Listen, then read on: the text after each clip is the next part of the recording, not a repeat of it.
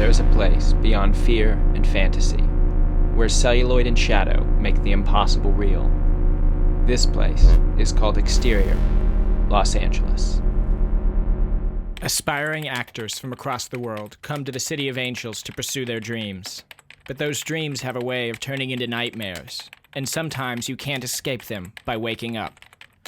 Tonight's story is called The Man with the Black Eyes, and it was written by Leah Folta.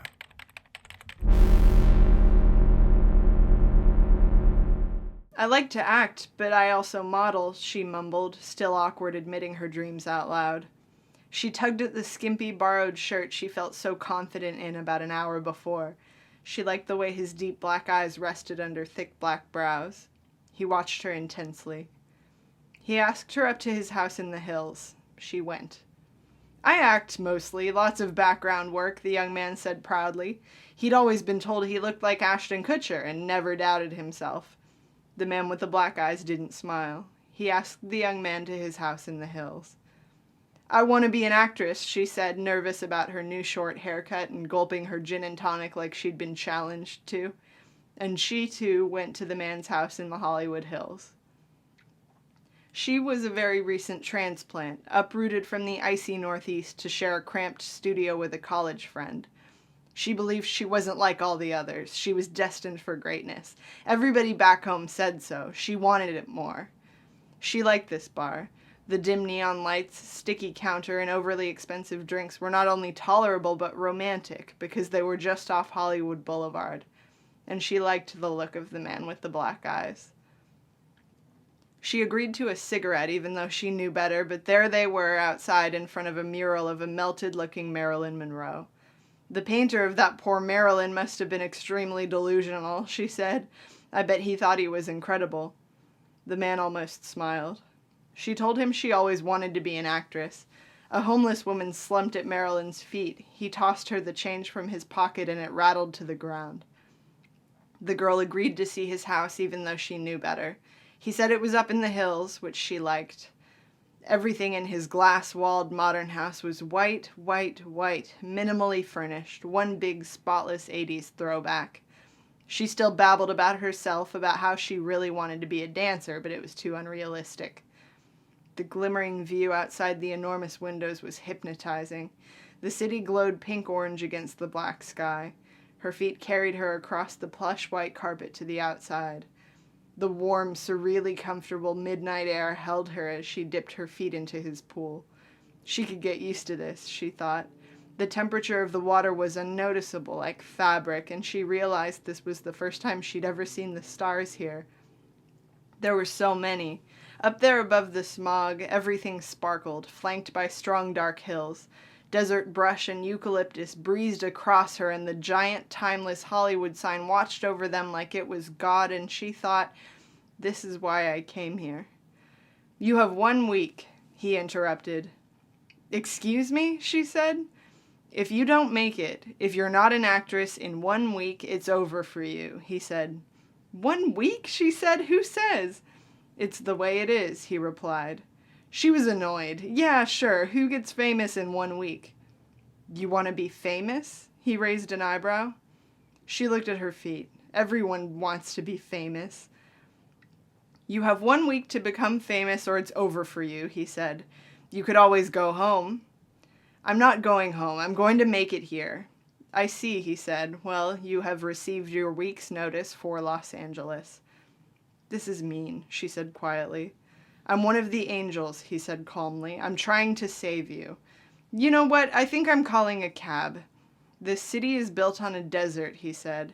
It's very unforgiving. You have 1 week. Don't talk to me anymore, she said. Jump, he said. What? Jump, he said again and pointed to the cliff beyond his deck and the glittering streets below. No, back off. Jump, he insisted. She turned and ran toward the house. Suddenly, from the hill behind them, a thick black blanket rushed toward her like smoke, darkening the sky, covering the stars, over his white house, over him, and whipped her up and over the steep slope. She was flying. The blanket held her flat against the sky.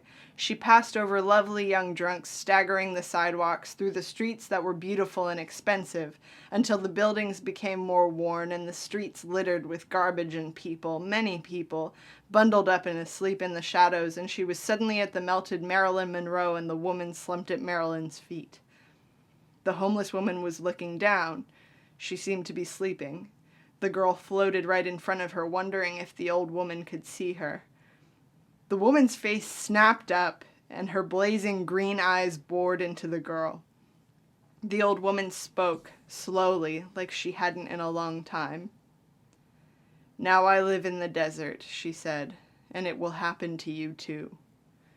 Before the girl could scream, everything became a quiet black. She woke up, in her own bed in her shared studio in Hollywood. She wasn't sure how she got home, and cursed what she assumed was a bad dream, but she was filled to the brim with a deep feeling that the city didn't want her. She couldn't shake it. What she thought had happened couldn't possibly have happened, but her anxious nerves lit a fire in her.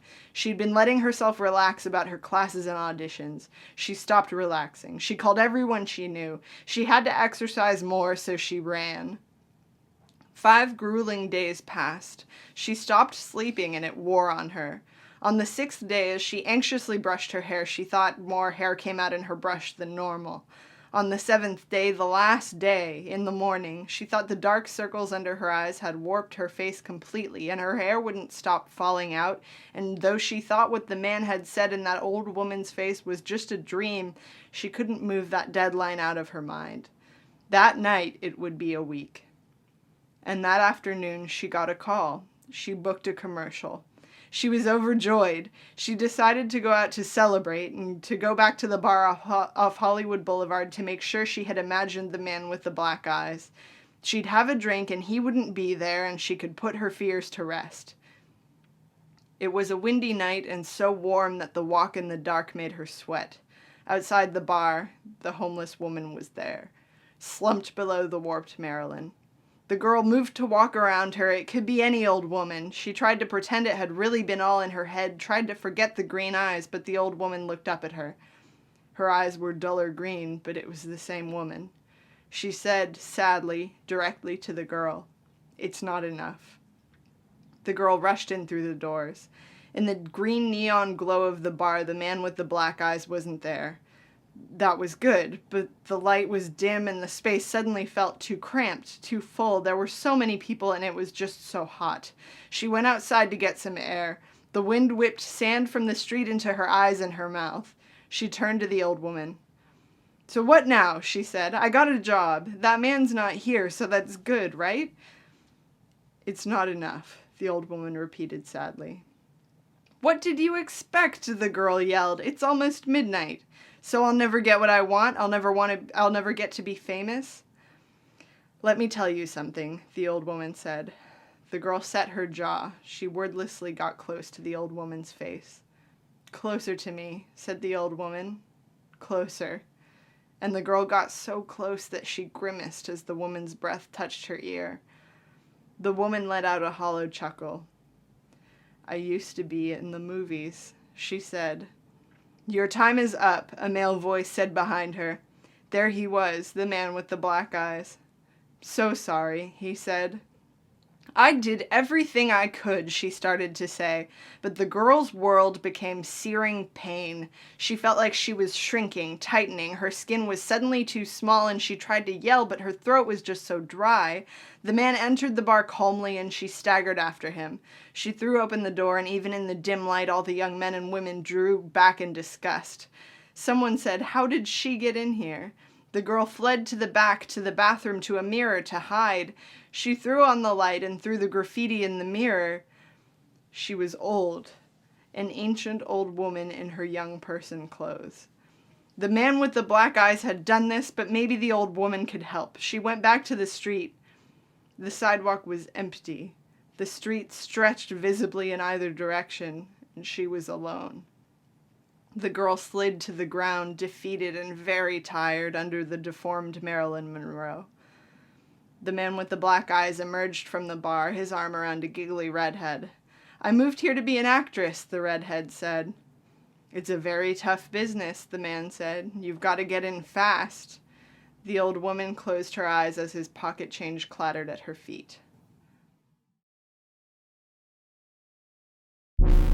So the next time you're invited to a house in the hills by a man with black eyes, think twice, or you just might find yourself trapped in a place called Exterior Los Angeles.